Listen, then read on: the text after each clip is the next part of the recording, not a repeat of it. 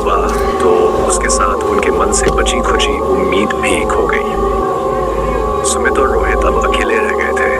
बाकी दोस्तों के अचानक गायब हो जाने की वजह से दोनों के दिलों में डर का साया पहले से ही गहरा था, लेकिन अब हालात और भी खराब होने वाले थे।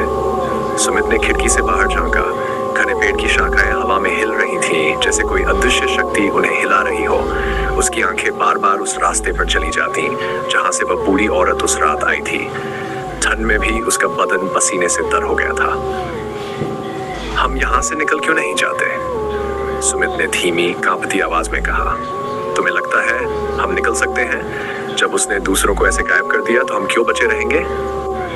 रोहित का चेहरा चिंता और डर से सफेद हो चुका था। तभी एक धीमी हल्की सी दस्तक उनके कमरे के दरवाजे पर हुई।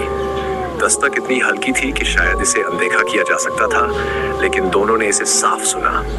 कमरे की हवा जैसे भारी हो गई। सुमित और रोहित ने एक दूसरे की तरफ देखा।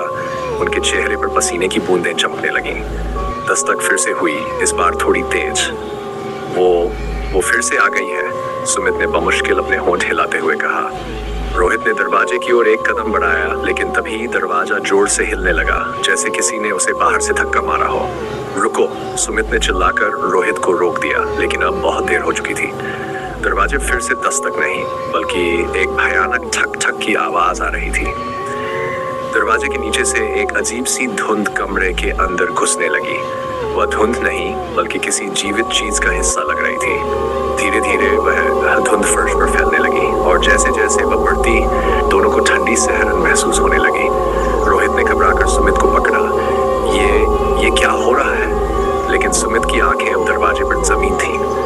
धुंध के बीच में एक परछाई बनती जा रही थी।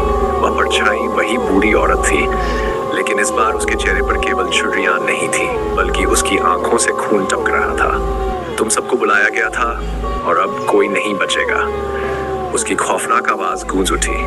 कमरे की दीवारें अचानक हिलने लगीं और रोहित ने एक जोरदार चीख मारी।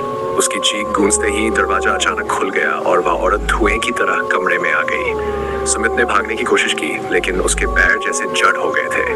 वह बूढ़ी औरत अब ठीक उनके सामने थी। उसकी आंखें पूरी तरह काली हो चुकी थी और उसके चेहरे पर एक शैतानी मुस्कान थी। तुम दोनों भी बाकी दोस्तों की तरह मुझसे नहीं बच सकते, उसने धीरे से कहा और हवा में हाथ उठाया। अचानक कमरे का तापमान गिरने लगा, जैसे कोई बर्फीला तूफान कमरे में आ गया हो। रोहित की आंखें चौड़ी हो गई और वह चीखते हुए जमीन पर गिर पड़ा। सुमित ने अपनी आंखें बंद कर ली। उसके दिल की धड़कन इतनी तेज थी जैसे कभी भी रुक सकती हो। फिर एकदम से सब कुछ शांत हो गया। जब सुमित ने अपनी आंखें खोली तो वह कमरे में अकेला था। रोहित गायब हो चुका था, दरवाजा बंद हो गया था और बूढ़ी औरत की परछाई भी मिट चुकी थी। लेकिन कमरे के कोने में कुछ लिखा हुआ था, खून से।